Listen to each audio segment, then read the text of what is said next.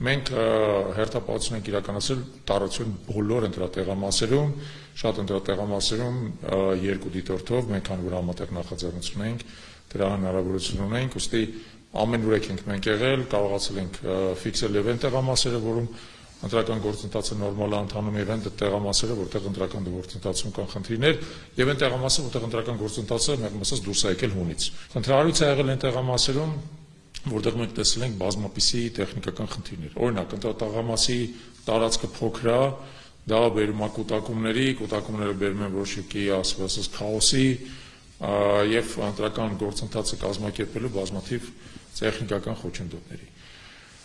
Երկրորդը տեսել ենք բազմաթիվ ընտրատեղամասերում, որտեղ այսպես կոչված safe-ը անհրկիզելի պահարանը բաց է անընդհատ, երբ որ պետք է փակ լինի, քվեաթերթիկները ասենք տարբեր տեղերում դրված են, երբ որ տակառակը պետք է փակ լինեն եւ այլն բազմից տարբեր տեղերում ուշադրություն հրավիրել ենք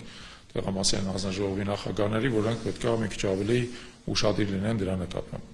Երրորդը, որը մենք տեսել ենք, արձանագրել ենք բազմաթիվ տեղերում։ Ընտրողները շատ հաճախ մինչև վերջ ճշգրիտ չեն պատկերացնում քվեարկության այսպես ասած պրոցեդուրան, քանի որ պետք է վերցնել այդ 9 քվեաթերթիկները, դրանցից մեկը առանց տալելու դնել ծրարի մեջ այնպես, որպեսզի ծայրը դուրս լինի, բերել տալ, որպեսզի դրոշմանիշը դրվի եւ այլն։ Սխալներ են անում տարբեր։ Խնդիրը վստահված անձանց ակտիվությունը ընտրական տեղամասերում հիմնականում իշխող ուժի, բավական որոշ տեղամասերում բավական ագրեսիվ են իրանց պահում, որոշ տեղամասերում իրանց իրավունք են վերապահում հրանգահավորել ընտրատեղամասի ընտրական հանձնաժողովի նախագահներին, առավելևս շատերը նույն իշխող ուժից են գալիս են սկսում են իրանց հրանգներ տալ, արձանագրել ենք, ֆիքսել ենք շատ տեղերում։ Դա կա շատ տեղերում իշխող ուժի վստահված անձիկ նաև ինչ-որ ցուցակներ են պահում, ցուցակագրում են ընտրողներին, ով եկավ, ով չեկավ, ամենանավանական ինչ-որ նախնական պայմանավորվածություններ ունեն, որոնք փորձում են ճանապարհով ֆիքսեն, երբ որ նրանք պահանջում են այդ ցուցակները ցույց տան, բնականաբար թաքցնում են, իսկ իրանք ընտրատարածքներում այդպիսի իհարկե իրավասություն չունեն իրականացնելու։ Խնդիրը լինում ավելի լուրջ խնդիր, մի քանի անգամ ականատես ենք եղել դեպքերի, երբ որ ընտրողի բուն ընտրական իրավունքն է խախտվել, օրինակ եկել է անձնագրով այլ պետության, թեև ինքը գրանցված է Գյումրի քաղաքի տարածքում, 1 տարուց ավել, ընտրական ցուցակի մեջ կա, լիազոր մարմինը իրան մտցրել է ընտրական ցուցակի մեջ։ Հանձնաժողովի անդամը անհիմն մերժում է իր կողմից ընտրության իրավունքը, թեև մերժելու իրավունք չունի։ Երկրորդը դեպքեր կան, որ մենք տեսնում ենք ընտրատարածքների մոտ ինչ-որ գրասենյակներ կան, ընտրողները այդտեղ մտնում են, ինչ-որ հրանգավորում են ստանում, դուրս են գալիս, չի բացառվում, որովհետև նաև կարող են լինել ընտրակաշառքների դեպքեր, եւ ամենացավալին է, որ ոստիկանությունը դիմացը կանգնած է, բայց տարածությունում ոչ մի միջոցներ չի ձեռնարկում, երբ որ դու իրանց ասում ես, որ կներեք հարգելներս, դուք պետք է միջոցներ ձեռնարկեք, մտեք, տեսեք ինչ է տեղի ունենում, իրանք շատ դժկամ են, որ ընդհանրապես ինչ-որ բան անեն։ Կուտակումներ մեծ, այսօր մի քանի անգամ դրա մասին ասել եմ, ամենամեծ կուտակումները մենք արձանագրել ենք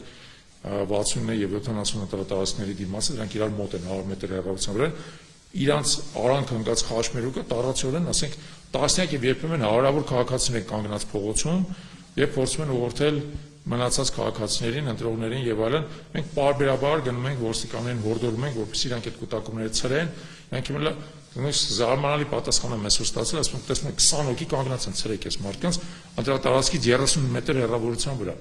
Ասում եմ, դե ասում եմ, մեր տան դեմը կանգնած ենք, ասում եմ, չեք տեսնում, որտեղ բնակելի տուն չկա։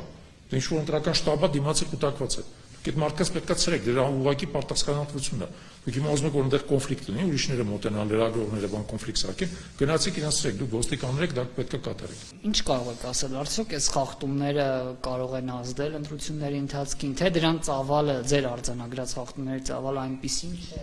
Կոնկրետ այդ երկու տեղամասերում կարող են ազդել, ես իդեպ մի քանի անգամ ասել եմ, որ եթե մենք վերջում համակարգենք ու հասկանանք, որ իսկապես տենց է եղել, գուցե մենք կդիմենք կենտրոնական ընտրական հանձնաժողով կամ նաև կհորդորենք ուրիշ քաղաքական ուժերին, որոնք մասնակցում են, դիմենք կենտրոնական ընտրական հանձնաժողով, այդ երկու կոնկրետ տեղամասերում 69-ում եւ 70-ում ընտրության արդյունքները կամ քվեարկության արդյունքները ավելի ճիշտ չեղարկելու մասին։ Չի ասի, որ ամբողջ Գյումրու տարածքում վիճակը այդպեսին է, թե ուրիշ տեղերում էլ կա ուղղորդում ընտրողների, այսպես ասած,